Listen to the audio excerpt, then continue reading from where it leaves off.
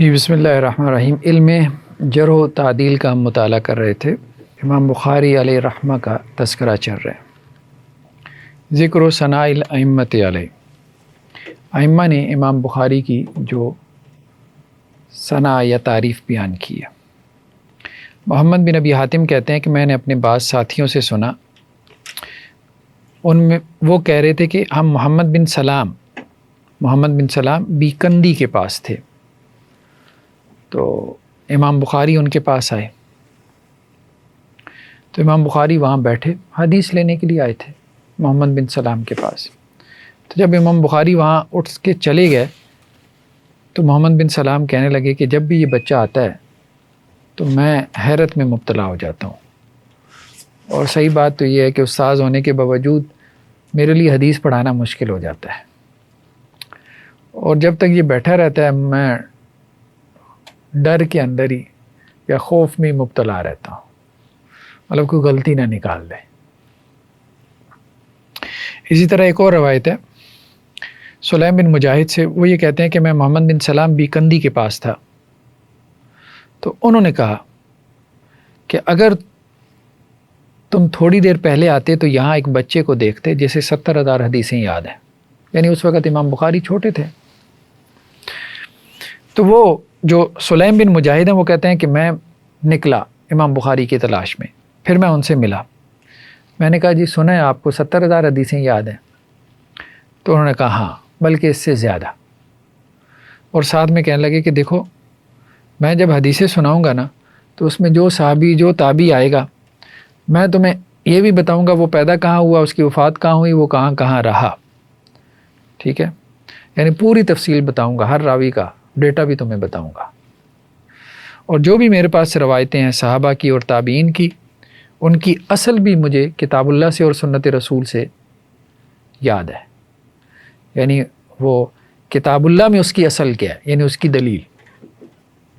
امام بخاری کی یہ فقاہت تھی نا کہ حدیث کو ریلیٹ کر دیتے تھے قرآن سے، ٹھیک ہے، صحابہ اور تابعین کی بات کو ریلیٹ کر دیتے تھے اللہ کے رسول کی بات سے، ٹھیک ہے، اپنی فقاہت کے بلبوتے پہ۔ ابو جعفر جو ہے وہ یحییٰ بن جعفر سے نقل کرتے ہیں کہ اگر مجھے یہ قدرت حاصل ہوتی کہ میں امام بخاری کی عمر میں اپنی عمر سے اضافہ کر پاتا تو میں ایسا ضرور کر گزرتا، کیونکہ میری موت تو ایک عام آدمی کی موت ہے، لیکن بخاری کی موت علم کی موت ہے۔ محمد بن یوسف کہتے ہیں کہ میں ابو رجا کے پاس تھا، یعنی جن کا نام قتیبہ ہے، تو ان سے سوال ہوا کہ ایک آدمی نشے کی حالت میں طلاق دے دے تو اس کی طلاق ہو جائے گی کہ نہیں؟ تو ابو رجا نے سامنے اشارہ کیا امام بخاری کی طرف، وہ بیٹھے تھے ان کی مجلس میں ان سے حدیث لینے کے لیے، تو سوال ابو رجا سے ہوا تھا، تو وہ بخاری کی طرف اشارہ کر کے کہنے لگے کہ یہ احمد بن حنبل بیٹھا ہے، یہ علی بن مدینی بیٹھا ہے، یہ اسحاق بن راہویہ بیٹھا ہے، ٹھیک ہے، اللہ اس کو تمہارے پاس لے آیا ہے، مطلب اس سے پوچھو، مجھ سے کیا پوچھتے ہو؟ تو امام بخاری کا یہ کہتے ہیں کہ جی اس معاملے میں موقف یہ تھا کہ اگر کوئی نشے کی حالت میں طلاق دے دے تو اس کی طلاق نہیں ہوتی، کیونکہ سینسز میں نہیں ہے نا، حواس میں نہیں ہے، تو اس لیے اس کی طلاق نہیں ہوتی۔ عبداللہ بن سعید بن جعفر سے ہے کہ جب احمد بن حرب نیشا پوری کی وفات ہوئی تو اس کے جنازے میں امام بخاری بھی تھے اور اسحاق بن راہویہ بھی تھے، تو میں نے دیکھا کہ لوگ ارد گرد جو بھی تھے دونوں کو دیکھ رہے تھے، جو اہل معرفہ تھے، جو علماء تھے، تو وہ دونوں کو دیکھ کے یہ بات کر رہے تھے کہ بخاری اسحاق بن راہویہ سے بڑے فقیہ ہیں۔ امام بخاری اسحاق بن راہویہ سے پڑھنے کے لیے گئے تھے، یہ بھی فقہا میں سے تھے۔ صالح بن مسمار مروزی سے ہے، وہ یہ کہتے ہیں کہ میں نے نعیم بن حماد سے سنا کہ محمد بن اسماعیل اس امت کے فقیہ ہیں، ٹھیک ہے، اور خود امام بخاری سے یہ مروی ہے کہ جب میں سلیمان بن حرب کے پاس جاتا تھا، یعنی ان سے حدیث کا علم لینے کے لیے، تو وہ مجھے کہتے تھے کہ ہم سے شعبہ کی غلطیاں بیان کریں۔ اب شعبہ بھی بڑے محدث تھے، انہوں نے کہاں کہاں غلطی کی وہ ہمیں بتائیں۔ اسی طرح امام بخاری سے یہ بھی مروی ہے کہ میرے پاس کچھ اصحاب الحدیث آئے، انہوں نے مجھے کہا کہ جی آپ ایسا کریں، اسماعیل بن ابی اویس سے کہیں کہ ہمیں ذرا زیادہ حدیثیں پڑھا دیں۔ اصل میں اس وقت محدثین اپنے حساب سے پڑھاتے تھے، ٹھیک ہے۔ تو اب امام بخاری کے پاس لوگ آئے کہ ہم اکٹھے چلتے ہیں، آپ کا لوگ احترام کرتے ہیں، تو انہیں کہیں کہ ہمیں ذرا زیادہ حدیثیں پڑھا دیں۔ تو امام بخاری کہتے ہیں کہ میں چلا گیا اسماعیل بن اویس کے پاس، میں نے سفارش کی کہ جی لوگ یہ ساتھی میرے پاس آئے ہیں، یہ بھی اصحاب الحدیث ہیں، حدیث کے علم کے لیے محنت کر رہے ہیں، تو یہ چاہتے ہیں آپ ان کو زیادہ وقت دیں۔ تو اسماعیل بن ابی اویس نے کیا کیا، اپنی لونڈی کو بلوایا اور کہا کہ وہ ذرا دیناروں والی تھیلی لے آنا۔ تو وہ دیناروں والی تھیلی لے آئی لونڈی۔ تو اسماعیل بن ابی اویس نے وہ تھیلی جو ہے وہ امام بخاری کو دی اور کہا کہ یہ اپنے سارے ساتھیوں میں تقسیم کر دیں۔ امام بخاری نے کہا جی میں یہ سفارش نہیں کرنے آیا تھا کہ آپ ان میں کچھ درہم دینار تقسیم کریں، میں تو یہ سفارش کرنے آیا تھا کہ ان کو کچھ مزید حدیث پڑھا دیں۔ کہنے لگے میں نے بات تمہاری سن لی ہے اور وہ حدیث ہم پڑھائیں گے، تمہاری سفارش ہم نے قبول کر لی ہے، لیکن یہ میں دینار اس لیے دے رہا ہوں تمہیں کہ تم ان میں تقسیم کرو اور تاکہ انہیں معلوم ہو کہ تمہارا رتبہ اس سے بہت بڑا ہے، ٹھیک ہے، کہ تمہاری وجہ سے ان کو پیسے بھی مل رہے ہیں، حدیث بھی سننے کو مل رہی ہے، یعنی میں نے تمہارا رتبہ ان کے دلوں میں بٹھانے کے لیے یہ کام کیا کہ تمہارے ہاتھ سے ان میں دینار تقسیم کروا رہا ہوں۔ احمد بن عبد السلام سے ہے کہ ہم نے امام بخاری کا یہ قول ان کے استاد علی بن مدینی کے سامنے پیش کیا کہ جی بخاری یہ کہتے ہیں کہ میں نے علی بن مدینی کے علاوہ کسی کے سامنے اپنے آپ کو چھوٹا نہیں پایا۔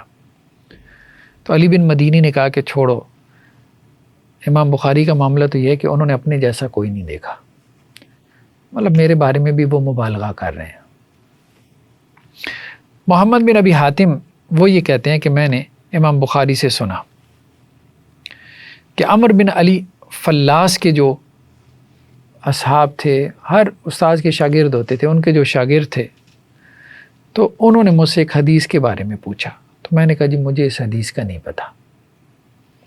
تو وہ بڑے خوش ہو گئے کہ چلو کوئی حدیث تو نکلی جو امام بخاری کو نہیں پتہ۔ تو وہ اپنے استاذ کے پاس چلے گئے خوشی خوشی، عمر بن علی فلاس کے پاس، کہنے لگے جی بخاری سے یہ حدیث پوچھی ہے، اس کو تو پتہ ہی نہیں۔ تو انہوں نے کہا اگر بخاری کو نہیں پتہ تو یہ حدیث ہی نہیں ہے، خوش مت ہو، سمجھو حدیث ہی نہیں ہے یہ۔ حدیث لا یعرف محمد بن اسماعیل لیس بحدیث۔ حاشد بن عبداللہ سے وہ یہ کہتے ہیں کہ مجھے ابو مصعب زہری نے کہا کہ امام بخاری ہمارے نزدیک جو ہے وہ بہت بڑے فقیہ ہیں، یا سب سے بڑے فقیہ ہیں، اور ہمارے نزدیک امام بخاری جو ہیں وہ امام احمد بن حنبل سے بھی بڑے فقیہ ہیں، اور امام احمد بن حنبل سے بھی بڑے محدث ہیں، ٹھیک ہے۔ تو انہیں کہا کہ بھئی زیادہ ہی مبالغہ کر دیا تم نے، ہاتھ تھوڑا ہولا رکھو۔ تو وہ کہنے لگے بھئی بات یہ ہے کہ اگر تم امام مالک کو دیکھ لیتے نا اور پھر تم نے امام بخاری کو دیکھ لیا تو تم کہتے کہ امام بخاری اور امام مالک ایک ہی ہیں، یعنی فقہ اور حدیث میں دونوں کا درجہ ایک ہی ہے، ٹھیک ہے۔ تو امام احمد بن حنبل ذرا فقاہت میں کمزور تھے، حدیث میں آگے تھے، لیکن امام بخاری تو حدیث میں بھی بہت آگے بڑھ گئے۔ ایک سوال ہے، یعنی کہ ان میں سے بہت سارے جو سلف ہیں ان کو فقیہ بھی کہہ رہے ہیں، کچھ محدث بھی کہہ رہے ہیں، ہاں، تو ان کی فقاہت اس طرح سے آگے as a school of thought کیوں نہیں چلی؟ کیونکہ ہم دیکھ رہے ہیں کہ وہ بعض دفعہ امام مسلم کو بھی وہ بھی ساتھ ان کے جو فقیہانہ نوٹس ہیں یا ان کے بھی، تو وہ تو پوری ایک فقہ مرتب ہو سکتی ہے۔ نہیں، پوری فقہ مرتب ہونا تو شاید مشکل ہے، ہاں، لیکن یہ ہے کہ کچھ ان سے جو ہے وہ چیزیں منقول ہیں۔ اس کی وجہ یہ ہے کہ بہت زیادہ ان کا فقہ میں کلام نہیں ہے، اس لیے کوئی پورا فقہی مکتب فکر کھڑا نہیں ہو پایا، ٹھیک ہے۔ کچھ ان سے باتیں ملتی ہیں، وہ ان کے جو صحیح بخاری کے ابواب میں ان کے تراجم ہیں، لیکن وہ زیادہ نہیں ہے، کم ہے۔ لوگ ان سے اس طرح سے مسائل نہیں پوچھتے تھے جس طرح سے، یعنی کہ امام احمد بن حنبل یا امام ابو حنیفہ نے نہیں، عموماً جو کہ حدیث کا غلبہ تھا نا، تو زیادہ حدیث کے مسائل پوچھتے تھے، علل الحدیث کے، راویوں کے، سندوں کے، جیسے ابھی اب بار بار آ رہا ہے نا کہ حدیث کے بارے میں پوچھتے تھے، تو کہتے تھے نہیں مجھے تو نہیں پتہ یہ حدیث ہے کہ نہیں، ٹھیک ہے. تو حدیث کے سوال زیادہ ہوتے تھے. وہ جسے ہم فقہ کہتے ہیں نا، روزمرہ عملی زندگی کے مسائل، وہ کم ہوتا تھا. وہ میرے خیال میں شاید سیچوریٹ ہو چکی تھی تب تک. ہاں، مطلب یہ ہے کہ فرق ہو چکا تھا کہ یہ حدیث کا میدان ہے، یہ فقہ کا میدان ہے. حاشد بن اسماعیل سے کہ میں نے اسحاق بن راہویہ سے سنا کہ وہ یہ کہہ رہے تھے کہ اس نوجوان سے لکھو، یعنی بخاری سے. اگر یہ حسن بصری کے زمانے میں بھی ہوتا تو لوگ اس کے محتاج ہوتے ہیں، اس کی حدیث اور اس کے فقہ دونوں کے محتاج ہوتے ہیں. علی بن حجر سے ہے کہ خراسان سے 3 بڑے جو ہے وہ محدثین نکلے، ایک ابو زرع رازی اور ایک امام بخاری اور تیسرے امام دارمی. امام دارمی کی بھی سنن دارمی ہے. اور ان تینوں میں میرے نزدیک سب سے بڑے عالم اور فقیہ اور صاحب بصیرت جو ہے وہ امام بخاری ہے. اور امام احمد بن حنبل سے منقول ہے کہ خراسان سے امام بخاری جیسا عالم نہیں نکلا. ٹھیک ہے. اور امام بخاری سے مروی ہے کہ میں بصرہ میں آیا تو بندار ایک محدث تھے، ان کی مجلس میں بیٹھا. تو جب ان کی نظر میرے اوپر پڑی تو انہوں نے کہا بھئی نیا ہے. پوچھا من این الفتح، نوجوان کہاں سے ہو؟ تو میں نے کہا کہ جی میرا تعلق بخارا سے ہے. تو مجھے کہنے لگے کہ اچھا بخارا سے، تو وہاں ایک بخاری ہوتے ہیں، ان کا کیا حال ہے؟ تو امام بخاری کہتے ہیں کہ میں خاموش ہو گیا. تو پھر کچھ لوگوں نے کہا کہ جی اللہ پہ رحم کرے، یہ وہی ہے. تو پھر وہ کھڑے ہوئے، انہوں نے میرا ہاتھ پکڑا، مجھ سے معانقہ کیا، گلے ملے اور کہنے لگے کہ یار بتایا ہی نہیں تم نے، میں تو سالوں سے تمہارے اوپر فخر کرتا آ رہا ہوں کہ تمہارے جیسا ہمارے اندر ہے. محمد بن جمعہ سے ہے کہ میں نے محمد بن بشار سے سنا کہ دنیا میں حفاظ الحدیث 4 ہیں: ابو زرع رے کے اندر، دارمی سمرقند میں، محمد بن اسماعیل بخارا میں اور مسلم نیشاپور میں. یہ 3 تو خراسان کے علاقہ تھے، رے، سمرقند، بخارا. نیشاپور ذرا تھوڑا سا سائٹ پہ ہو جاتا تھا. یہ رے کے رہنے والوں کو ہی راضی کہتے ہیں. ہاں، رے سے راضی بھی نکلا ہے. ٹھیک ہے. حاتم بن مالک وراق وہ یہ کہتے ہیں کہ میں نے علماء مکہ سے سنا، مکہ کے علماء سے، کہ محمد بن اسماعیل بخاری ہمارے امام ہیں اور ہمارے فقیہ ہیں. جس طرح خراسان کے امام اور فقیہ ہیں، ہمارے بھی امام اور فقیہ ہیں. لوگوں کے دلوں میں مطلب ان کی محبت تھی اور لوگ ان کا جو ہے وہ احترام کیا کرتے تھے. خیر لمبے چوڑے یہاں پر ہیں ان کے بارے میں تبصرے. تو سلیم بن مجاہد سے ہے کہ اگر وکیع، سفیان ابن عیینہ اور عبداللہ بن مبارک آج زندہ ہوتے تو وہ امام بخاری کی مجلس میں بیٹھتے ان سے علم حاصل کرنے کے لیے. یعنی بخاری کا رتبہ اتنا بڑھ گیا. ٹھیک ہے. تو مطلب بہت محنت انہوں نے کر لی تھی. حاشد بن اسماعیل سے ہے کہ میں نے قتیبہ سے سنا کہ امام بخاری اگر صحابہ کے زمانے میں ہوتے، یا یوں کہہ لیں کہ صحابہ میں جو مثال عمر کی ہے وہ محدثین میں بخاری کی ہے. یعنی حضرت عمر رضی اللہ عنہ کو جو فقاہت دی گئی صحابہ میں، وہی فقاہت بخاری کو محدثین میں دی گئی. محمد بن اسحاق ابن خزیمہ سے ہے کہ میں نے آسمان کی چھت کے نیچے بخاری سے بڑا کوئی حافظ الحدیث یا آپ علیہ السلام کی حدیث کا عالم نہیں دیکھا. حاکم سے ہے کہ میں نے محمد بن یعقوب سے سنا، وہ یہ کہتے ہیں کہ میں نے اپنے والد سے سنا کہ امام مسلم جو تھے نا، وہ امام بخاری کے سامنے بیٹھ کے ایسے ان سے سوال کر رہے تھے جیسے کوئی بچہ جو ہے وہ اپنے بڑے سے سوال کرتا ہے. جب امام بخاری نیشاپور میں گئے تھے تو امام مسلم نے بھی ان سے علم حاصل کیا، ان کے پاس آئے، مذاکرہ بھی کیا، سوالات بھی کیے. احمد بن حمدون سے ہے، وہ یہ کہتے ہیں کہ میں نے محمد بن اسماعیل بخاری کو سعید بن مروان کے جنازے میں دیکھا، اور اس وقت محمد بن یحییٰ زہلی بھی، یہ وہاں نیشاپور کے محدثین میں سے تھے، یہ بھی وہاں پر تھے اس جنازے میں، اور یہ امام بخاری سے سوال کر رہے تھے راویوں کے ناموں کے بارے میں، کنیتوں کے بارے میں، حدیثوں کی علتوں کے بارے میں. تو امام بخاری ایسے جواب دے رہے تھے جیسے تیر، مطلب ایسے جیسے تیر کمان سے نکلتا ہے، اور ایسے لگتا تھا جیسے قل واللہ پڑھ رہے ہو. ان کے لیے اتنا آسان تھا، وہ چٹکیوں میں، مطلب ہمارے بڑے اساتذہ کو بھی چٹکیوں میں وہ جواب دے رہے تھے. محمد بن حمدون بن رستم سے ہے کہ میں نے مسلم بن حجاج سے سنا کہ امام بخاری جب آئے تو امام مسلم نے انہیں کہا دعنی اقبل رجلیک یا استاذ الاستاذی، کیا استاذوں کے استاذ، محدثین کے سردار، علل الحدیث کے ماہر، آپ مجھے اجازت دیں میں آپ کے پاؤں کو بوسہ دینا چاہتا ہوں۔ تو امام مسلم نے ان سے اجازت طلب کی، مطلب ایک ریگارڈ کیا۔ امام ترمذی سے ہے کہ عراق اور خراسان جو ہے علل الحدیث میں، تاریخ میں، اسانید کی معرفت میں امام بخاری سے بڑا عالم نہیں دیکھا۔ تو عراق بھی حدیث کا مرکز تھا، خراسان بھی حدیث کا مرکز تھا، یہ دو بڑے مراکز تھے، یعنی ان دو مراکز، بڑے مراکز کے اندر حدیث کے امام بخاری جیسا عالم پیدا نہیں ہوا، حدیث کا عالم۔ احمد بن نصر خفاف سے ہے، وہ یہ کہتے ہیں کہ محمد بن اسماعیل بخاری جو ہے وہ اسحاق بن راہویہ سے بھی بڑے حدیث کے عالم تھے اور احمد بن حنبل سے بھی، ٹھیک ہے، اور 20 درجے بڑے عالم تھے، درجے بھی طے کر لیے۔ اب مطلب یہ کچھ لوگ مبالغہ کر جاتے ہیں پھر، ٹھیک ہے۔ اور جس نے امام بخاری کے بارے میں کوئی بات کہی تو میری طرف سے اس کے اوپر 1000 لعنت، ٹھیک ہے۔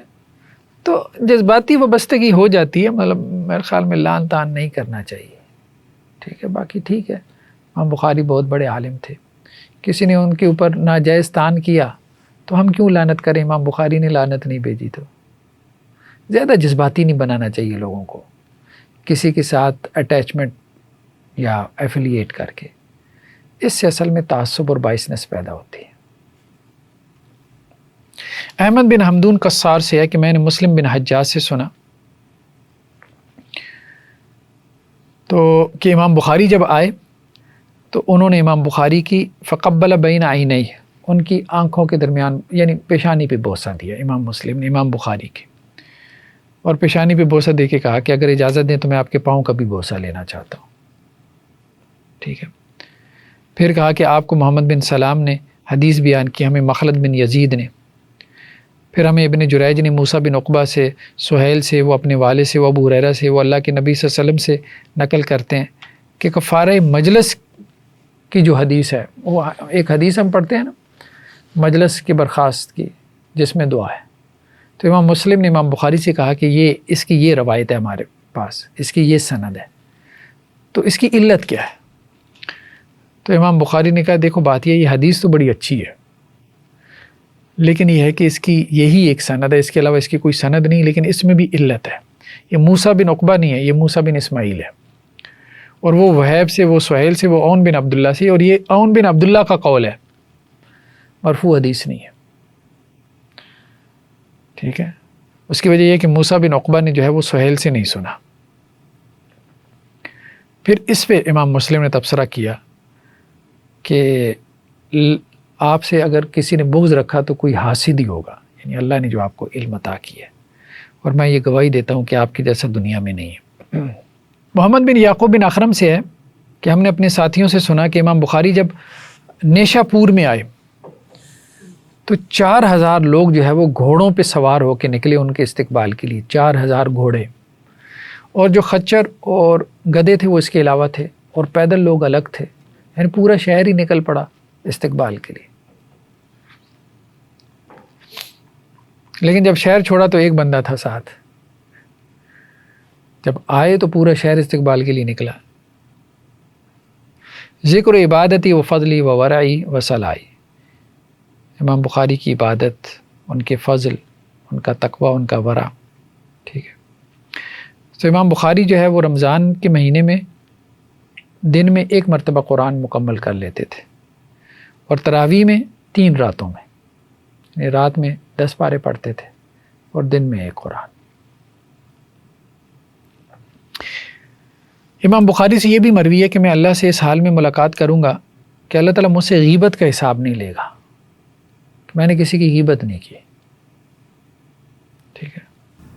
وہ جرح و تعدیل میں جو کہا جاتا ہے، مسئلہ یہ ہے کہ جرح و تعدیل میں بھی لوگ نا مبالغہ کر جاتے ہیں نا، اب بات سمجھ رہے ہیں؟ مطلب کسی کے اندر چھٹانگ بھر غلطی ہے تو من بھر نکال دیں، یہ تو اب حساب دے گا نا، تو امام بخاری کا معاملہ یہ تھا کہ بہت محتاط تھے، الفاظ کے چناؤ میں بھی بہت محتاط تھے. یہ نہیں کہ چڑھتے کذاب دجال فلاں یہ وہ ہیں، جیسے ہمارے یہاں اب یہ تو کوئی لفظ ہی نہیں رہ گیا کذاب دجال. ہر کسی کو کذاب دجال بنایا ہوا ہے، اپنی ڈکشنری بنا لی. ٹھیک ہے. تو اس پہ امام ذہبی نے تبصرہ کیا صدقہ رحمہ اللہ. ومن نظر فی کلام فی الجرح والتعدیل، جو امام بخاری کے جرح و تعدیل میں کلام ہے نا اس میں غور کرے گا تو عالم ورع فی الکلام فی الناس، تو وہ جان لے گا کہ امام بخاری نے لوگوں کے بارے میں جو کلام کیا بڑا ڈر ڈر کے کیا ہے. ٹھیک ہے. اور جس کو وہ ضعیف قرار دیتے ہیں اس کے بارے میں بھی ان کا کلام بڑا منصف مزاج ہوتا ہے. اکثر کیا کہتے ہیں منکر الحدیث، یعنی اس کی روایت کیا ہے اس پہ تبصرہ نہیں کیا، اس کی روایت میں نکارت ہے، اس کی بات میں نکارت ہے، اجنبی پن ہے. ٹھیک ہے. سکتوان، محدثین اس کے بارے میں کیا ہے خاموش ہیں، انہوں نے خاموشی اختیار کی اس کے بارے میں. فیہ نظر، یہ محل نظر ہے، مطلب اس میں کوئی غور و فکر کرنا چاہیے یار، اس میں مسائل ہیں. ٹھیک ہے. یہ ان کی جرح ہوتی تھی. وقل ان یقول، اور بہت کم انہوں نے کبھی کہا ہو. ٹھیک ہے. بہت ہی کم انہوں نے کبھی کہا فلان کذاب او کان یضع الحدیث، کہ جی کذاب ہے یا حدیثیں گڑھتا ہے. ٹھیک ہے. بلکہ انہوں نے امام بخاری نے یہاں تک کہا اذا قلت فلان فی حدیثی نظر، اگر میں یہ کہہ دوں، امام بخاری نے کہا فلاں کی حدیث کیا ہے محل نظر ہے، یعنی اس میں کوئی مسائل ہیں قابل غور ہے، فوہ متہم واہ، وہ میرے نزدیک قابل تہمت ہے، بیکار ہے. ٹھیک ہے. مطلب میں لفظ استعمال نہیں کروں گا، سمجھو یہی. وہذا معنی قولی، اور یہ ان کے اس قول کا معنی ہے کہ اللہ تعالیٰ مجھ سے حساب نہیں لے گا کہ میں نے کسی کی غیبت کی ہو. یعنی بڑے سوفسٹیکیٹڈ اور نرم انداز کے اندر جو ہے وہ اس کے اوپر تبصرہ بھی کیا، جرح بھی کر دی، اور وہ نہیں کیا جیسے ہمارے ہاں جیسے وہ زبان بہت ہی کھلی ہوئی ہے. اور اللہ کی قسم یہ ورا جو ہے اس کی غایت ہے. تو امام بخاری نے یہ بھی کہا کہ آخرت میں میرا کوئی جو ہے نا وہ مجھ سے کوئی جھگڑا کرنے والا نہیں ہوگا. تو لوگوں نے کہا کہ جی لوگ تو آپ سے کہتے ہیں کہ جی آپ نے اپنی جو تاریخ ہے اس کے اندر لوگوں کے اوپر بڑی تنقید کی ہے اور اس میں آپ نے لوگوں کی غیبت کی ہے. تو امام بخاری نے کہا دیکھو بات یہ ہے، ایک ہے ہمارا تبصرہ اور ایک ہے کہ لوگوں کے بارے میں لوگوں کا تبصرہ. جو لوگوں کے بارے میں لوگوں کا تبصرہ ہے وہ ہم نے ایز اٹ از نقل کر دیا. جیسے اللہ کے نبی صلی اللہ علیہ وسلم نے کہا بئس مولا العشیرہ، تو ہم نے یہ کہہ دیا کہ جی ہمارے بڑے محدثین نے اس راوی کے بارے میں یہ کہا ہے، تو وہ تو میں نے نقل کیا، وہ میرا قول نہیں ہے. ایک تاریخ ہے، وہ تو میں نے تاریخ بیان کی ہے، میں نے کیا کہا ہے اس میں یہ محتاط تھے. اب بات سمجھ. ایک یہ کہ پچھلوں کے بارے میں کیا کہا ہے، وہ تو دیکھو وہ تو انہوں نے کہا بھائی وہ تو تاریخ ہے، اس کا مجھ سے کوئی تعلق نہیں، اس کو میری غیبت بنا دو تم.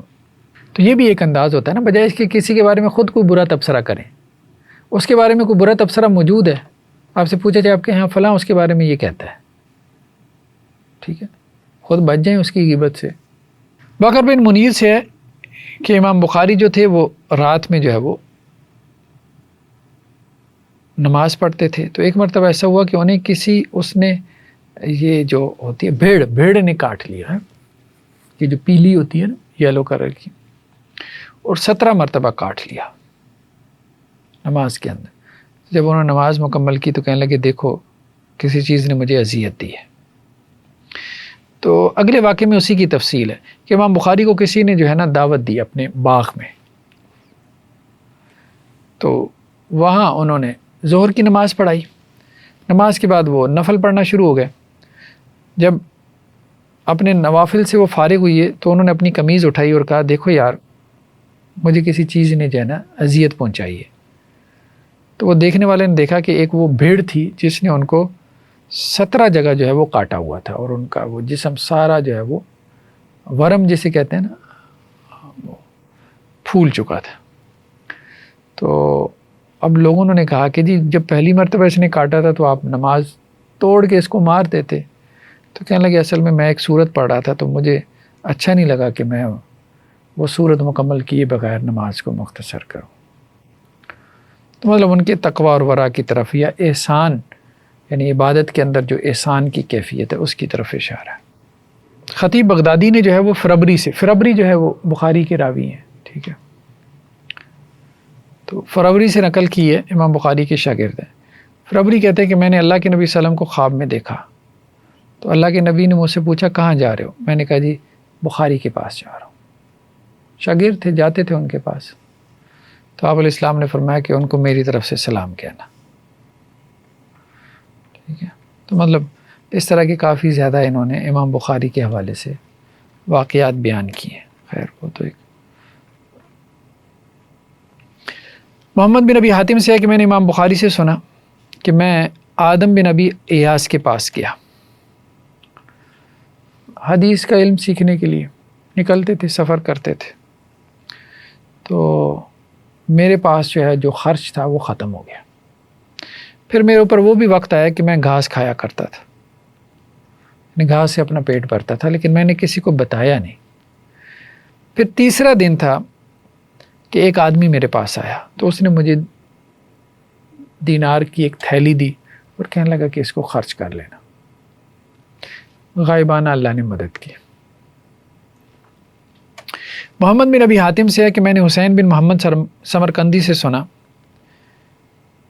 کہ امام بخاری کے اندر 3 خصلتیں ایسی تھیں جو کہ بہت ہی پسندیدہ خصلتیں ہیں. ایک تو یہ کہ کلام تھوڑا کرتے تھے, زیادہ گفتگو ان کی عادت نہیں تھی.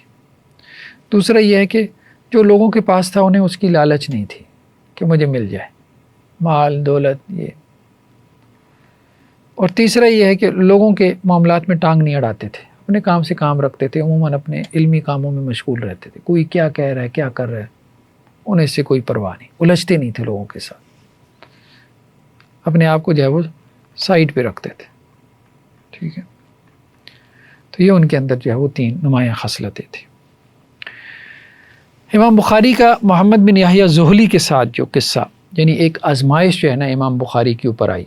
ٹھیک ہے, محمد بن یحییٰ زہلی جو اس وقت نیشہ پور کے محدث تھے ان کی طرف سے. تو حسن بن محمد بن جابر کہتے ہیں کہ میں نے محمد بن یحییٰ زہلی سے سنا. یہ امام زہلی بھی معروف ہیں کہ جب امام بخاری جو ہے وہ نیشہ پور میں آئے تو زہلی نے کہا ہمیں کہ جاؤ یہ رجل صالح کے پاس اور اس سے حدیث سنو. امام بخاری کی تعریف کی, بلکہ خود بھی امام بخاری کے استقبال کے لیے نکلے تھے. تو اب لوگ جو ہے وہ امام بخاری کے پاس گئے, ان کے شاگرد بھی گئے اور امام بخاری سے حدیث سننے لگے. حتیٰ ظہر الخلل فی مجلس محمد بن یحییٰ, یہاں تک کہ امام زہلی کی مجلس میں خلل واقع ہو گیا, مطلب تعداد کم ہو گئی. فحسد بعد ذلک وتکلم فی, تو ان کو امام بخاری سے حسد ہو گیا اور انہوں نے امام بخاری کے بارے میں کلام کیا. اب خود وہ راوی جو ان کا شاگرد ہے وہ خود ہی بیان کر رہا ہے, اس کا اپنا ہی تبصرہ ہے کہ خود ہی ہمیں بھیجا, ٹھیک ہے, کہ جاؤ بڑے اچھے عالم ہیں. پھر جب دیکھا کہ سارے تو اچھے عالم کے ساتھ جڑ گئے, ٹھیک ہے, تو پھر وہ ان سے حسد کرنے لگ گئے.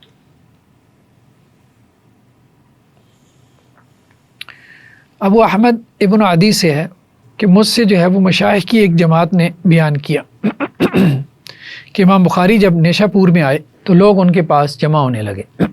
بڑے عالم تھے, لوگ علم سے متاثر ہوئے, مجمع لگ گیا. تو اب اس وقت نیشہ پور کے جو بعض مشائخ تھے وہ حسد میں مبتلا ہو گئے کہ لوگ بخاری کے پاس کیوں آ رہے ہیں اور اس کے پاس کیوں جمع آ رہے ہیں. تو ایک شیخ نے جو ہے, شیخ کا نام نہیں لیا لیکن بہرحال واضح ہے کہ وہ شیخ کون تھے, تو وہ شیخ نے جو ہے وہ اپنے ساتھیوں سے کہا, اصحاب الحدیث سے, کہ امام بخاری کا موقف کیا ہے, اللفظ بالقرآن مخلوق. لفظ جو ہے نا قرآن کو پڑھتے ہوئے جو میرا لفظ ہے یہ مخلوق ہے.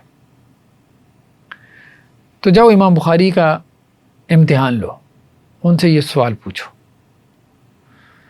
پیچھے سے مطلب پڑھایا گیا سوال۔ اب یہ بھی ایک شرارت ہے، ٹھیک ہے، کسی عالم کو یہ زیب نہیں دیتا کہ وہ، لوگ شرارتی قسم کے سوالات کرتے ہیں، کسی کے بارے میں بھی کسی بڑے عالم سے شرارتی قسم کے جو ہے وہ سوال کریں گے، یا اس عالم سے اس قسم کے سوال کریں گے جس سے فتنہ پیدا ہو، ٹھیک ہے، مقصود علم نہیں ہے۔ تو بڑے بڑے علماء اس فتنے میں مبتلا ہو جاتے ہیں، اس فساد کے پھیلانے میں۔ تو وہ باقاعدہ انہوں نے بھیجا کہ جا کے سوال کرنا امام بخاری سے۔ پس جب لوگ جو ہے وہ امام بخاری کی مجلس میں حاضر ہوئے حدیث پڑھنے کے لیے، قام الیہ رجل، تو ایک آدمی کھڑا ہو گیا، اب وہ حدیث پڑھا رہے ہیں، تو تجھے کیا لگے یہ سوال کرنا؟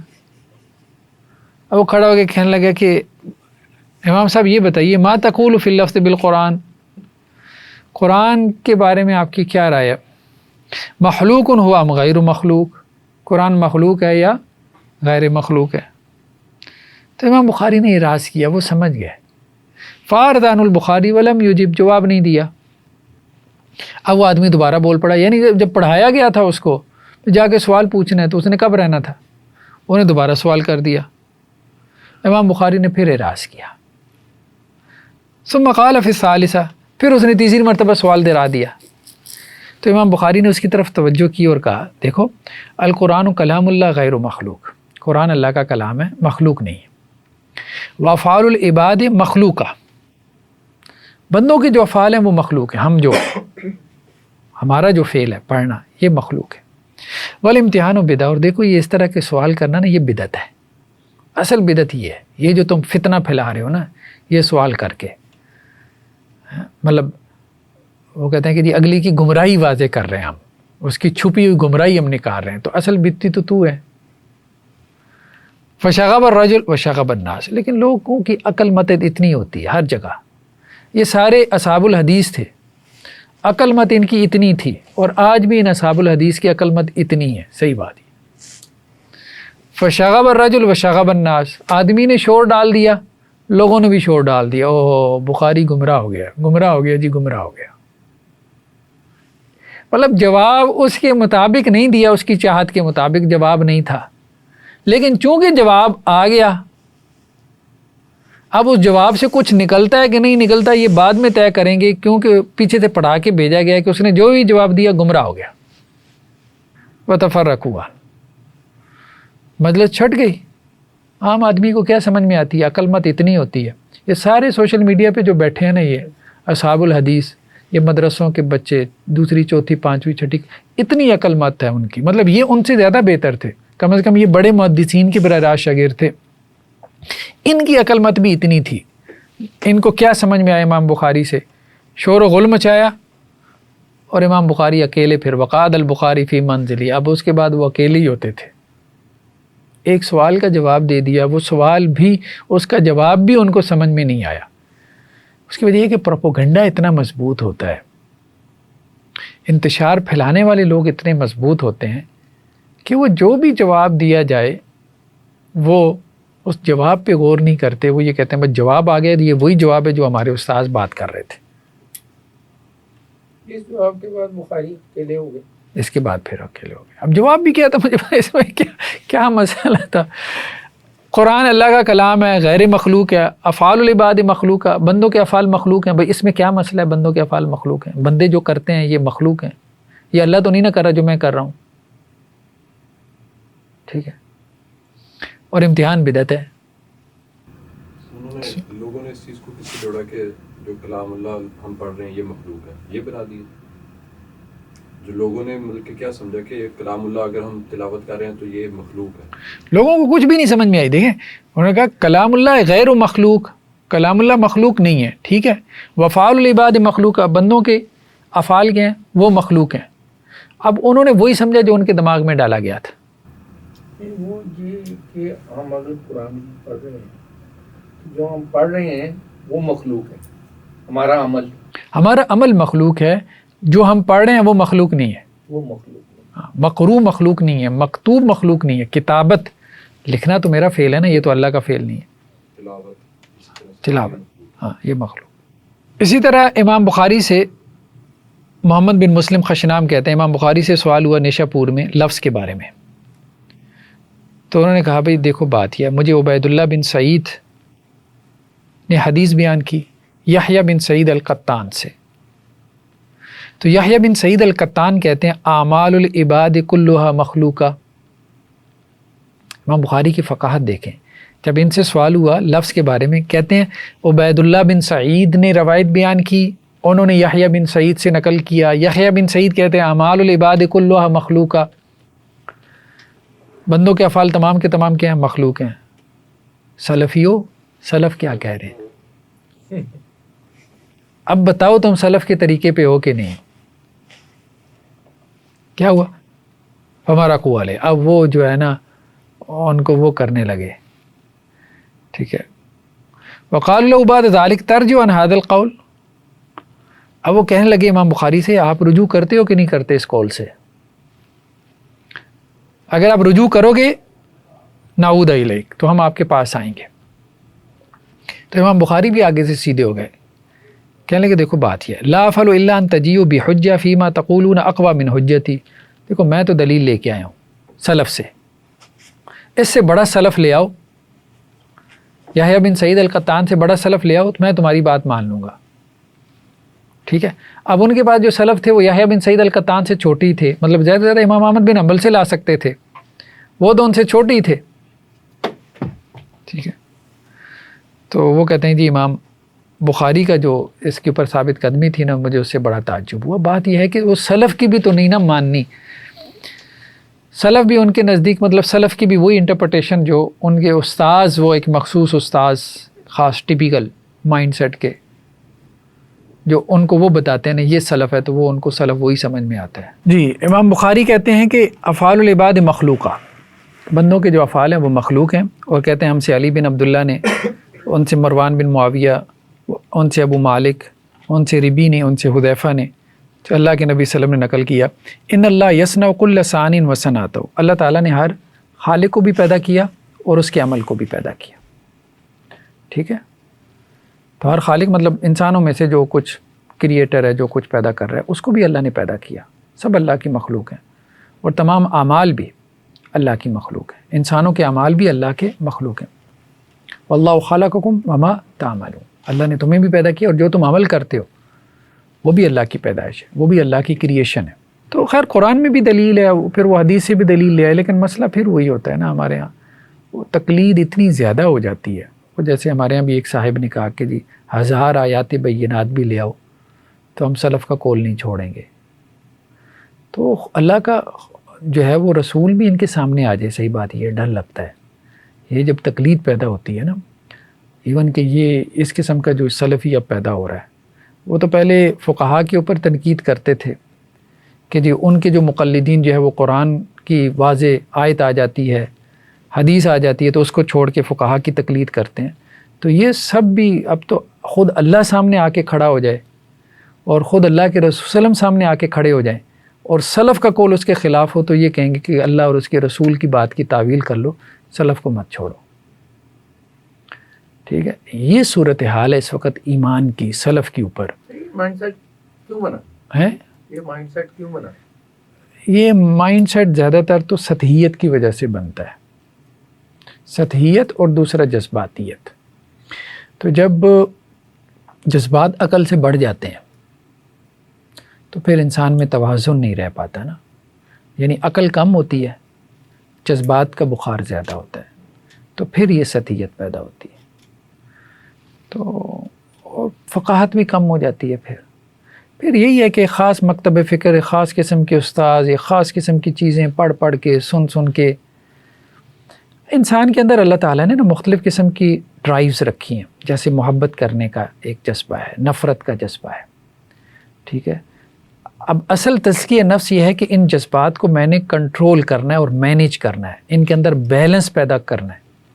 انسان یہ نہیں کر پاتا، ایون کہ مذہبی آدمی بھی نہیں کر پاتا، اس کے اندر اتنی گہری سوچ، فقاہت اور بصیرت ہی نہیں ہوتی۔ حضرات صوفیاء میں اگرچہ یہ ایک چیز آئی ہے، غزالی وغیرہ میں دیکھیں جذبات کے بارے میں بڑی گہری بحثیں، غزالی کی بحثیں بہت گہری، ٹھیک ہے، کہ آپ کے اندر قوت غضبیہ ہے، آپ کے اندر قوت شہویہ ہے، آپ کے اندر جو ہے وہ اور اس قسم کی جو قوت مطلب جنریٹرز جو ہیں ڈرائیوز کے، ان کو آپ نے کیسے بیلنس کرنا ہے. ٹھیک ہے، تو قوت عقلیہ ہے.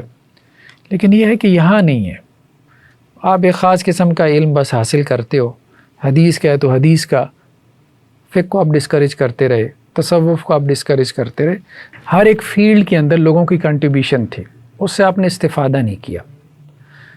تو ہم اپنے طلباء کو یہ کہتے ہیں کمپریہنسو ہوا، اس لیے ہم فلاسفی بھی پڑھ رہے ہیں، ہم کلام بھی پڑھ رہے ہیں، ہم شعر و شاعری بھی پڑھ رہے ہیں، ادب بھی پڑھ رہے ہیں، سب کچھ پڑھ رہے ہیں، سوشل سائنسز بھی پڑھ رہے ہیں، اور دینی علوم میں بھی ہم کمپیریٹیو اسٹڈی کی طرف جاتے ہیں. تو جتنا زیادہ آپ کمپریہنسو ہوگے، مختلف زاویہ ہے نگاہ، مختلف پرسپیکٹیو سے آپ چیزوں کو دیکھو گے، اتنا جو ہے وہ آپ کا ذہن کھلے گا، آپ کا ایکسپوئر بڑھے گا، اور پھر جو معنی آپ کے اوپر واضح ہوگا وہ بالکل ڈیفرنٹ، جو حقیقت، جو سچ، جو ٹروتھ اس وقت آپ کے اوپر ریویل ہوگا وہ بالکل ڈیفرنٹ ہوگا.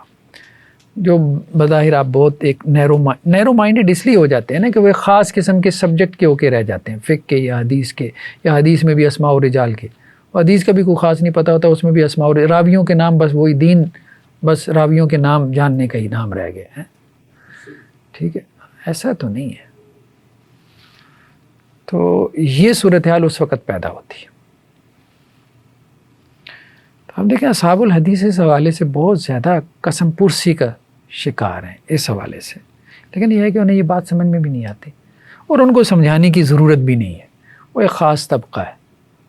وہ جیسے قرآن کہتا ہے نا کہ ہر جو فرقہ ہے نا وہ جو اس کے پاس ہے اس کے اوپر وہ خوش ہے، تو اس کو خوش رہنے دیں.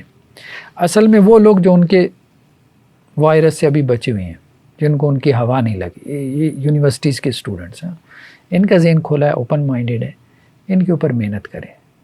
یہ ہر چیز کو سمجھتی بھی ہیں، یہ وہ ایکسپوئر پیدا کر لیں گے، اور یہ اپنے اندر وہ کمپریہنشن پیدا کر لیں گے، یہ اپنے اندر وہ ڈیپتھ پیدا کر لیں گے کہ جس کے بعد یہ جب مارکیٹ میں آ کے بات کریں گے تو اب ظاہری بات ہے باہر تو لوگ اس طرح کے باؤنڈ نہیں ہیں آپ کے کہ آپ کی بات سنیں. تو یوٹیوب پہ بیٹھا ہے وہ کیوں آپ کی بات سنے گا؟ وہ تو 10 قسم کے مولوی کو سنے گا، کمپیریزن کرے گا. تو اب آج کے زمانے میں وہی آگے آئے گا، ٹھیک ہے، اسی کو ایکسیپٹنس ملے گی جس کے اندر کمپریہنشن ہوگی اور دوسروں کے لیے ایکسیپٹنس ہوگی. ٹھیک ہے، یہ چھوٹی چھوٹی جو ہے وہ مسجدوں کے امام بن کے رہ جائیں گے اپنے محلے کے، بس 15-20 لوگوں کے، اس سے زیادہ ان کی کوئی وقت نہیں رہ جائے گی. ہاں، جو ان میں سے آگے آنا چاہے گا، دنیا کا امام بننا چاہے گا، دنیا کی امامت اگر وہ چاہتا ہے کہ اللہ اس کو دے، تو اسے اپنے آپ کو تبدیل کرنا پڑے گا، اسے اپنی سوچ کو بدلنا پڑے گا.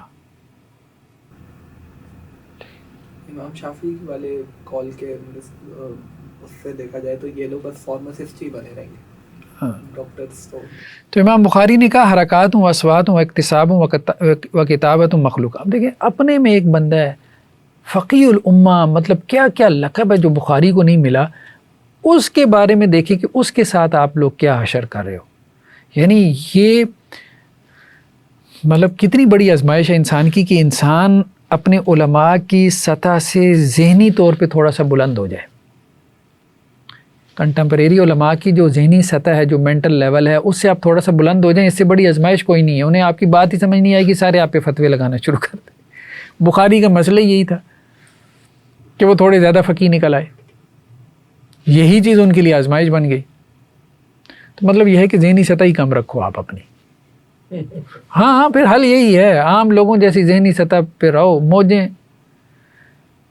ٹھیک ہے، اور رکشے والے کو دیکھو نا، مطلب یہ ہے کہ وہ تیزی سے موڑ کاٹ رہا ہو، بھائی آہستہ آہستہ چلاؤ. کہتے میں نے آنکھیں بند کر لی، آپ بھی بند کر لو، ڈر نہیں لگے گا آپ کو. انسانوں کی جو حرکات ہیں، ان کی جو آوازیں ہیں، وقت صابہم، اور ان کا جو عمل ہے، کتابت ہے، یہ مخلوق ہے. باقی جو قرآن ہے مطلوف، جس کی تلاوت کی جا رہی ہے، وہ قرآن ہے. جو مبین ہے، جو مثبت ہے فی المصاحف، جس کو مصاحف میں ثبت کیا گیا وہ قرآن ہے. جو لکھا ہوا ہے سطروں کے اندر وہ قرآن ہے. جو دلوں کے اندر جو ہے وہ ڈالا گیا، الہام کیا گیا، وہ قرآن ہے. تو اللہ کا جو کلام ہے وہ مخلوق نہیں ہے. مکتوب فی المصاحف، مقروء علی الالسنہ، یہ قرآن ہے. لیکن قرات کتابت یہ کیا ہے؟ یہ مخلوق ہے. ٹھیک ہے. اب یہ اتنا سیدھا سادہ سا نقطہ، اتنی گہرائی بھی نہیں تھی کہ یہ بھی سمجھ میں آتا وقت کے محدثین کو. تو یہ فقاہت سے، فقہ سے چڑ کا ایک نتیجہ یہ بھی نکلا. نہیں، چڑھنا ہمیں کسی سے نہیں ہے، ہمیں سارے علوم، ہمیں فقہ حنفی بھی پڑھنی چاہیے، رد کے لیے نہیں. یہ دیکھیں کہ انہوں نے نقطہ رسی کیسی کی ہے،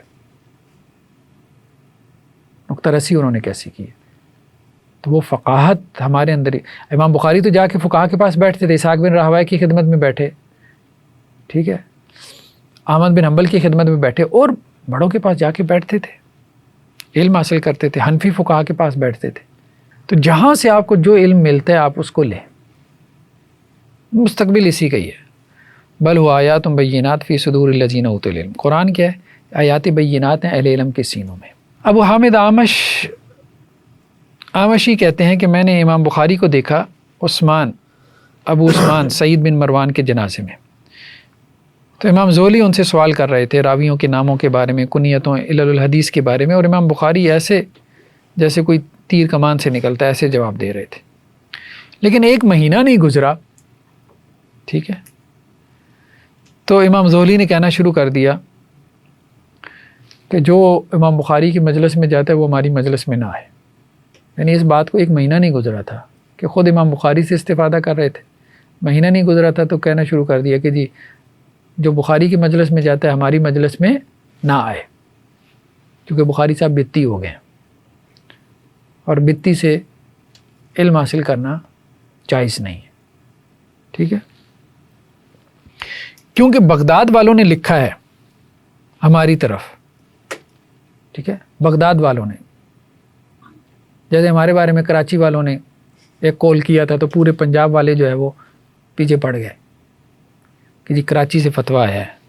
ٹھیک ہے، تو امام بخاری کے بارے میں بغداد سے فتویٰ آیا تھا انہ تکلم فی اللفظ، کہ انہوں نے لفظ کے بارے میں کیا ہے؟ کلام کیا امام بخاری نے. اور وہ بغداد والوں نے ہمیں منع کیا، اور بغداد والے کہتے ہیں ہم نے بخاری کو منع کیا ہے لیکن یہ رکا نہیں ہے، تو اس کے قریب مت جاؤ، اور جو اس کے قریب گیا وہ ہمارے پاس نہ آئے. پھر اس کے بعد امام بخاری وہاں رہے کچھ عرصہ، پھر وہ واپس چلے گئے اپنے علاقے کی طرف. ٹھیک ہے، تو قرآن جو ہے وہ اللہ کا کلام ہے، غیر مخلوق ہے ہر اعتبار سے. تو یہ بات ٹھیک ہے، یہ بات ٹھیک ہے. اور جس نے یہ کہا کہ قرآن جو ہے وہ مخلوق ہے اس نے کفر کیا اور ایمان سے نکل گیا.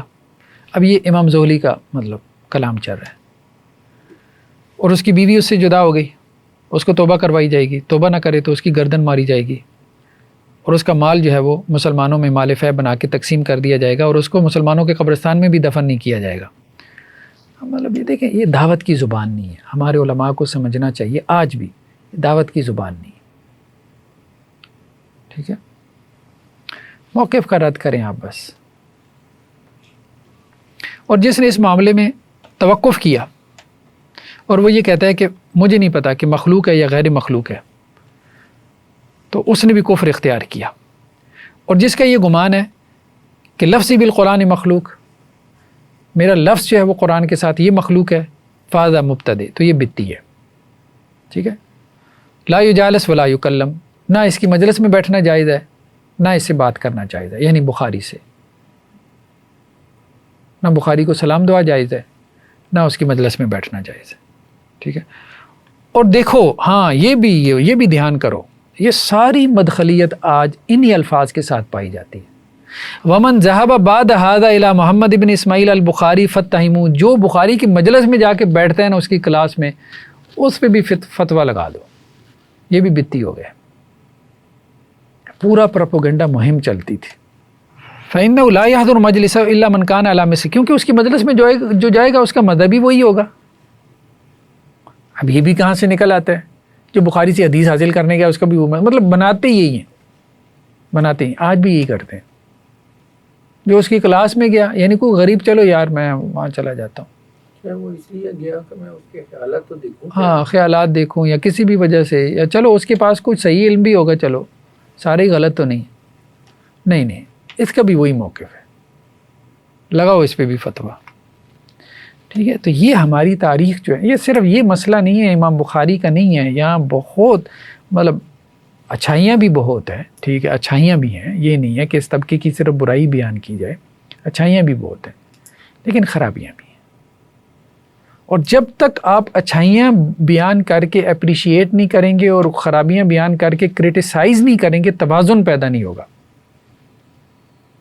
پھر آپ سلف کرتے رہیں گے، پھر یہی کہیں گے بس سلف، کیونکہ سلف نے یہ کیا ہے، سلف نے تلوار چلائی ہے تو ہم نے بھی تلوار چلانی ہے، بھلے جو ہے وہ ڈنڈا چلانے کی بھی ہمت نہ ہو. ٹھیک ہے، تو وہ خارجی سارے جو نکلے ہمارے ہاں وہ بھی سلف سے جو ہے وہ نکالتے رہے. ٹھیک ہے، دلائل لاتے رہے. محمد بن شاذل سے ہے، وہ یہ کہتے ہیں کہ جب محمد بن یحییٰ زولی اور امام بخاری کے درمیان یہ سارا جو ہے وہ آپ کہہ لیں اختلاف واقع ہوا تو میں امام بخاری کے پاس گیا. میں نے کہا ابو عبداللہ کوئی ہمیں رستہ بتا دیں، یہ جو آپ کے درمیان اور زولی کے درمیان یہ جو اختلاف ہو گیا نا، ٹھیک ہے، کوئی بتا دیں، ہم آپ سے استفادہ کرنا چاہتے ہیں. بعض درمیان میں سادہ لوگ ہوتے ہیں نا، کہتے ہیں یار کوئی صلح ہو جانی چاہیے، آپ لوگوں کے درمیان اختلاف ہو گیا کیونکہ ہم آپ سے استفادہ کرنا چاہتے ہیں، ان کے فتووں کی وجہ سے کر نہیں پاتے، آپ ان کے ساتھ کوئی صلح مار لیں. جو آپ کے پاس آتا ہے اس کو وہ اپنی مجلس سے دھتکار دیتے ہیں، اس کو بتی بنا دیتے ہیں، ٹیگ لگا دیتے ہیں. تو امام بخاری نے کہا کہ دیکھو اصل بات یہ ہے کہ تمہارا یہ جو شیخ ہے نا محمد بن یحییٰ زولی، یہ حسد میں مبتلا ہو گیا، اس بات کو سمجھو، اس کو نہیں سمجھو گے صلح کروانے چل پڑے ہو. ایک عالم کو آپ جس کو وہ حق سمجھتا ہے اس کے کہنے سے کیسے روک سکتے ہو؟ کسی کو آپ مجبور کر سکتے ہو کہ ہمارا قول اختیار کرو؟ وَالْعِلْمُ رِزْقُ اللَّهِ يُؤْتِيهِ مَن يَشَاءُ، علم اللہ کا رزق ہے جس کو مرضی دیتا ہے. اللہ نے جو ہمیں علم دیا ہے ہم نے علم پھیلانا ہے. کوئی ہم سے پوچھے گا، اب ممکن اب تو اوائڈ کر لیا، خود ہی سوال کروانے کے لیے بھیجتے ہو، ٹھیک ہے، بمبارمنٹ کرنے کے لیے. وہ ایک دفعہ کرے، دوسری دفعہ اوائڈ کرے، تیسری دفعہ، وہ تو اب ہم خاموش ہیں؟ جو ہمارا موقع ہے پھر ہم نے بیان کر دیا. تو اس نے کہا دیکھیں یہ جو مسئلہ اب آپ کی طرف سے بیان کیا جاتا ہے، ایک ہی مسئلہ ہے، وہ لے کے بیٹھ گئے ہیں جیسے ہمارے یہاں یہ منہجی بس. اب کتاب و سنت کوئی نہیں، نہ ان کو کتاب و سنت کے فہم کا پتہ ہے، کچھ بھی نہیں پتہ، نہ قرآن نہ حدیث. ٹھیک ہے، ایک منہج کا مسئلہ، مطلب کتاب و سنت میں سے کوئی چیز نکلی نہیں ہے کہ اس کی کام مخالفت ہو رہی ہے. اب منہج کے نام سے ایک علم بنا لیا نیا.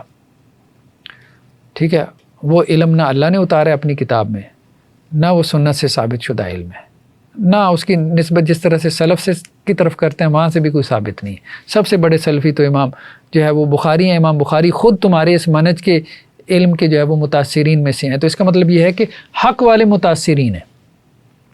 اگر امام بخاری حق پر تھے تو اس کا مطلب یہ ہے کہ حق پر وہ ہے جو بیچارہ منہج کی وجہ سے مظلوم ہوا ہے، منہج کی وجہ سے آزمائشوں کا شکار ہوا ہے منہج کے نام پہ.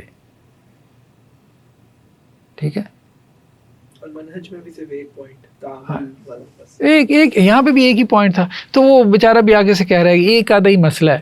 کہنے لگے یا بنی ھذا مسئلہ مشعومہ، یہ مسئلہ بڑا منحوس مسئلہ بن گیا ہے. امام احمد بن حنبل کو بھی میں نے دیکھا وہ اس مسئلے کی وجہ سے بڑی آزمائش میں رہے.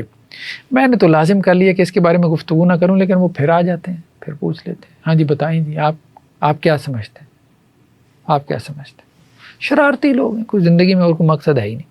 اس کا مطلب یہ کہ اس وقت بھی ایسے لوگ تھے اور آج بھی ایسے لوگ ہیں. ابن علی مخلدی سے ہے کہ میں نے محمد بن یحییٰ سے سنا کہ امام بخاری نے جو ہے وہ لفظیہ کا قول ظاہر کیا ہے، زہلی نے اپنی مجلس میں کہا، اور لفظیہ ہمارے نزدیک جہمیہ سے بھی زیادہ بدترین ہے. اب یہ بھی ایک ہوتا ہے، وہ کہتے ہیں یہ جو اہل حدیثوں میں ہے نا، یہ جو اخوانی، یہ ان سے، وہ شیعوں سے، رافضیوں سے بھی بڑھ کے تمہارے لیے خطرناک ہے.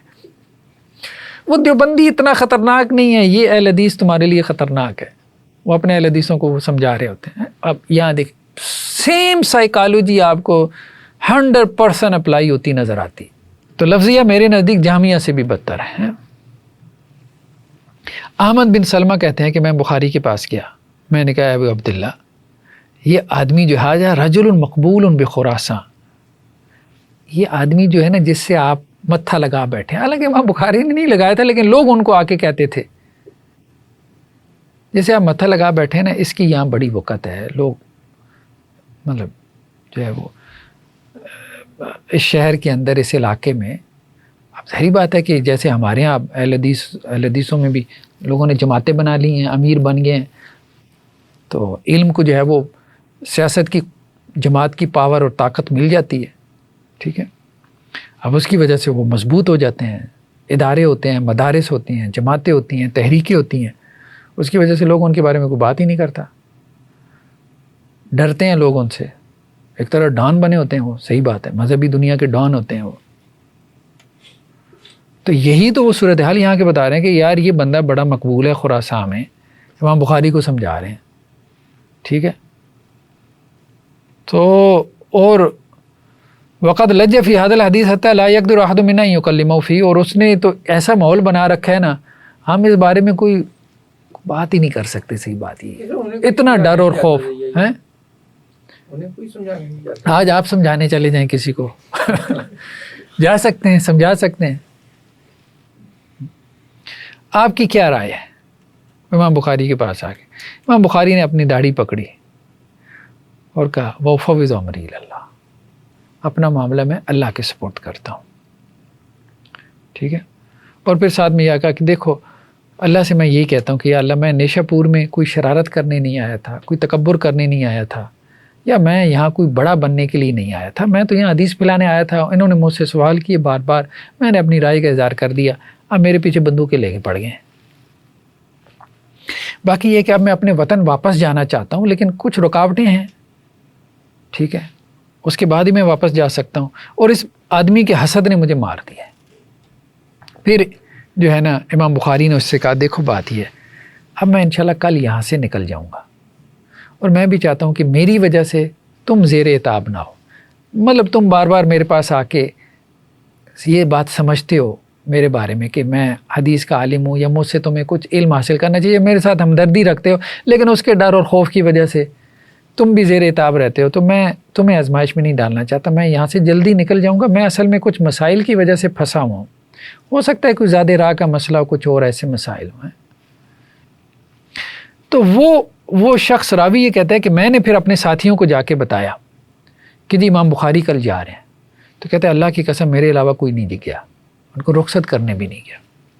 تو میں شہر کے باہر ان کے ساتھ گیا، اور پھر دروازے کے باہر بھی وہ 3 دن تک بیٹھے رہے، واللہ عالم ان کے کیا معاملات تھے، شہر کے دروازے پہ 3 دن تک بیٹھے رہے، لیکن کوئی نہیں آیا ان کو چھوڑنے کے لیے، رخصت کرنے کے لیے۔ تو دیکھیں مطلب آمد کیسے ہوئی کس شان کے ساتھ، اور رخصتی کیسے ہوئی ہے۔ اب ایسے میں آپ کیسے اصحاب الحدیث کو ان کو اپریشیٹ کر سکتے ہیں؟ یہاں تو اتنے مسائل تھے اس میں بندے، اس لیے میں یہ کہتا ہوں کہ یہ جو اصحاب الحدیث ہیں نا، ان کی تعریف سے بچو، تعریف سے ڈرو، ان کی تعریف سے فقاہت نہیں ہوتی ان کے اندر، عقل مت نہیں ہوتی۔ کل آپ کوئی فتویٰ دے دیں گے نا جو ان کے مزاج کے خلاف ہوگا، تو پہلے انہوں نے جو آپ کی تعریفوں کے گن گا رکھے ہوں گے نا، یہ آپ کو جو ہے نا وہ کیسے آسمان سے زمین کے اوپر پٹکیں گے۔ تو ان کی تنقید سے زیادہ ان کی تعریف سے ڈرو۔ جب کوئی تعریف کریں بھائی مہربانی تمہاری یار، مہربانی، ہمیں پتہ ہے ہم کتنے پانی میں ہیں، ٹھیک ہے۔ مجھے ایک صاحب کہنے لگے یہ وہ فلاں ڈمکان، میں نے کہا نہیں یار میں اتنا ہی ہوں جتنا میری بیوی مجھے سمجھتی ہے، اور مجھے پتہ ہے کہ وہ مجھے کیا سمجھتی ہے، وہ ہر 2-4 دن بعد اظہار کرتی رہتی ہے تو کیا ہے، ٹھیک ہے۔ تو اس سے زیادہ میں اپنے آپ کو ایک تنکا بھی نہیں سمجھتا۔ محمد بن یعقوب الحافظ وہ یہ کہتے ہیں کہ جب امام بخاری جو ہے وہ نیشہ پور میں آئے تو امام مسلم ان کے پاس اکثر آتے تھے۔ جب زہلی اور بخاری کے درمیان اختلاف ہوا لفظ کے مسئلے میں، تو امام زہلی نے اپنی مجلس میں کہا، لوگوں کو منع کیا علل اعلان بخاری کے پاس نہیں جانا، تو لوگ بخاری کے پاس جانے سے رک گئے، صرف امام مسلم جاتے تھے، یہ بھی امام زہلی کے شاگرد تھے لیکن یہ جاتے تھے۔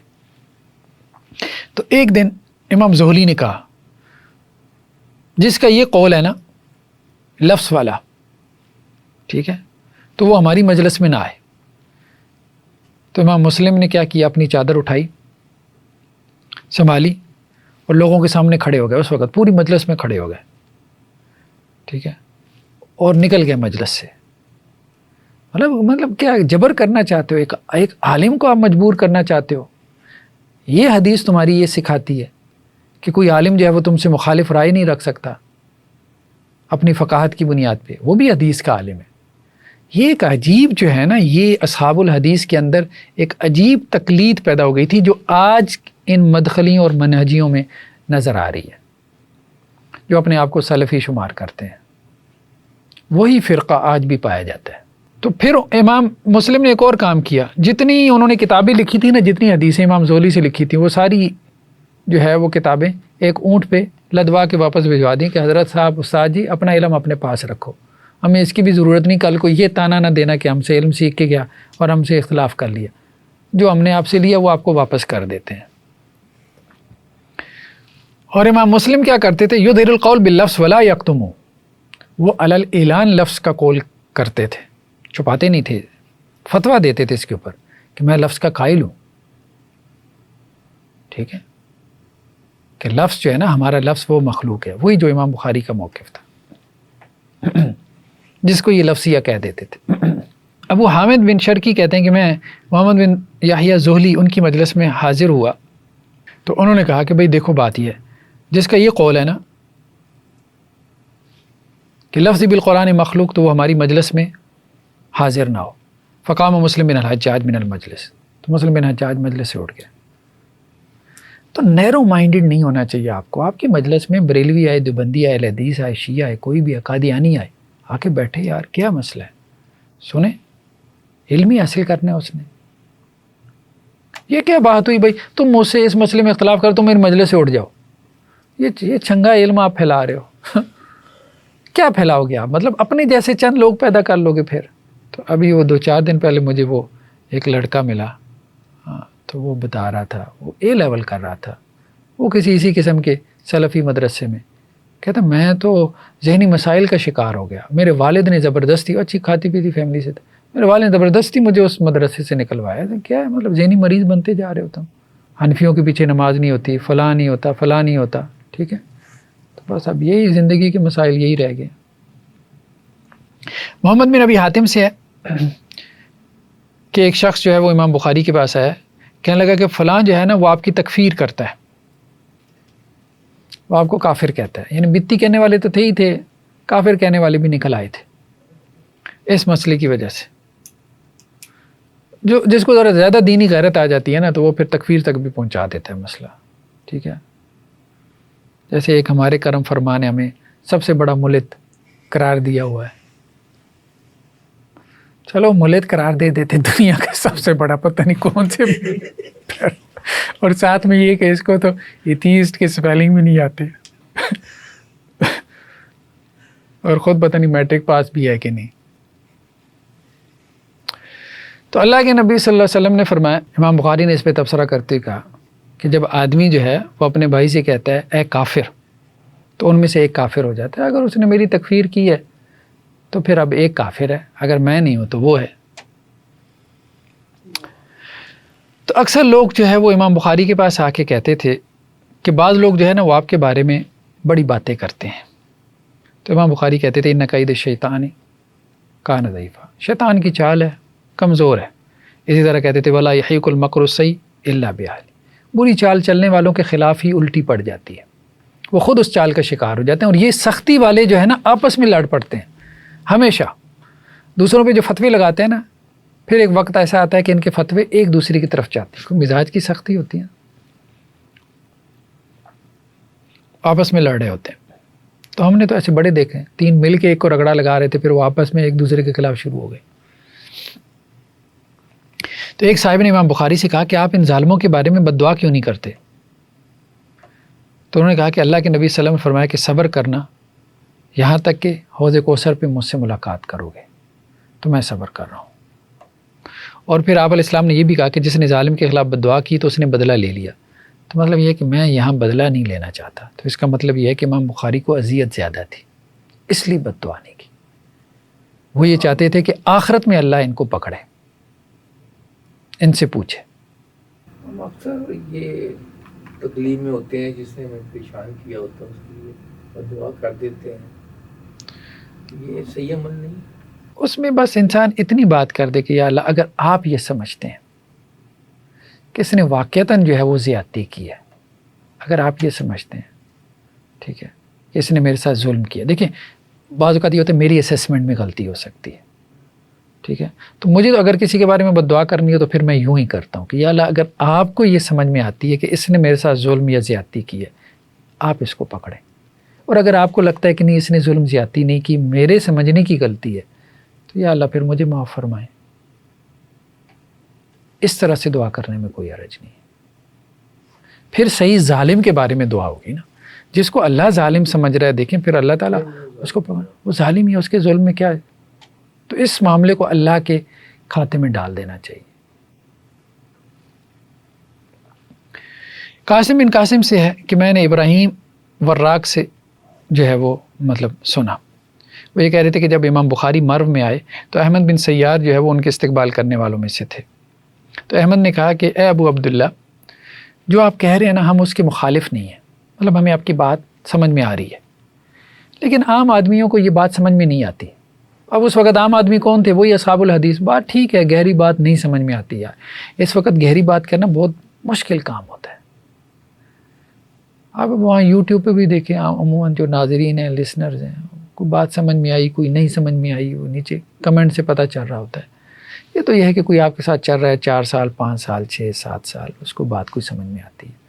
اور مدرسے کا سٹف تو صحیح بات ہے، 95% اس قابل ہی نہیں ہے کہ کوئی گہری بات سمجھ سکے، کوئی 5% ہوں گے جو اس قابل ہے۔ اور یہ باتیں ہم نہیں کر رہے، مولانا اسماعیل سلفی علیہ الرحمہ ہم سے بہت پہلے کر گئے، بڑے علماء کر گئے کہ یار سارا کچرا آ رہا ہے، اب ایلیٹ کلاس تو وہاں جا رہی ہے، ٹھیک ہے، دنیا کی لیے اپنے آپ کو کھپا رہی ہے، جس کے اندر کوئی صلاحیت ہے۔ تو انہوں نے بھی یہی بات کہی کہ ہم آپ کی بات سمجھ نہیں سکتے۔ تو امام بخاری نے کہا دیکھو میں تو آگ سے ڈرتا ہوں، ایک آدمی مجھ سے کوئی سوال کرے اور میں اس کو صحیح سمجھتا ہوں تو میں کیسے کہہ سکتا ہوں کہ بھائی میں اس کو غلط سمجھتا ہوں؟ میں نے تو وہی جس کو میں حق سمجھتا ہوں، اور میری سمجھ غلط ہو سکتی ہے نا یار، اس کو اللہ پہ چھوڑ دو، اس سے اجتہاد کرنے میں غلطی ہو گئی، اس کو اللہ پہ چھوڑ دو۔ اب میں اپنی سمجھ کے خلاف فتویٰ دوں تو میں حق کے خلاف فتویٰ دوں گا، جس کو میں حق سمجھتا ہوں اس کے خلاف فتویٰ دوں گا، یہ میرے لیے جائز نہیں۔ اس بات کو یہ ایک سیدھا سا نقطہ سمجھ میں نہیں آتا لوگوں کو۔ تو ابن ابی حاتم جو ہے، عبد الرحمن ابن ابی حاتم، وہ جرح و تعدیل میں کہتے ہیں کہ امام بخاری جو ہے وہ رے میں آئے کوئی 250 میں، اور ان سے انہوں نے ابو حاتم رازی نے بھی سنا، ابو زرع رازی نے، یہ دونوں بڑے عالم ہیں حدیث کے، بہت بڑے جرح و تعدیل کے بڑے علماء میں سے، ابو زرع رازی، ابو حاتم رازی۔ لیکن پھر محمد بن یحییٰ زہلی نے ان کو بھڑکایا، ان دونوں کو امام بخاری کے خلاف، تو بتی ہو گئے، تو انہوں نے جو ہے امام بخاری کو پھر چھوڑ دیا۔ بڑے بڑے لوگ جو ہے وسوسے میں آ جاتے ہیں، بڑے بڑے علماء وسوسے میں آ جاتے ہیں، اتنے بڑے آ گئے۔ ابو زرع رازی تو آج کل کے کیا ہیں؟ کچھ بھی نہیں ہے، ٹھیک ہے۔ حالانکہ انہوں نے نیچے کہا کہ ابو زرع رازی، ابو حاتم رازی کا معاملہ بھی بڑا عجیب ہے۔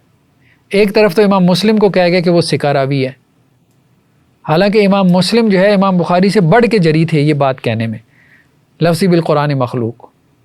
اور دوسری طرف اچھا امام زہلی نے بھی زیادہ تبصرہ امام مسلم پہ نہیں کیا۔ اچھا یہ بھی ایک بڑی مطلب ہوتا ہے مسئلہ، یہ جو اتنے ہوتے ہیں نا مطلب وہ فیئر، وہ اس آدمی کو کہ جس کی کوئی بیک نہیں ہے اس کا پیچھا کرتے ہیں، جس کی کوئی سپورٹ نہیں ہے۔ بخاری وہاں اجنبی تھے تو بخاری کو تو آگے لگا لیا، وہی قول امام مسلم کا تھا، امام مسلم وہاں کے مقامی تھے، ٹھیک ہے، انہوں نے تو وہ کتابوں کا بھی وہ سارا بھیج دیا، ان کے ساتھ ذرا اڈا لگا کے دیکھتے۔ مطلب یہ ہے کہ جو سیدھا ہو جائے، جو کہے کہ ہاں آؤ پھر دیکھتا ہوں میں، اس سے تم بھی ڈر کے دبک کے بیٹھ جاؤ۔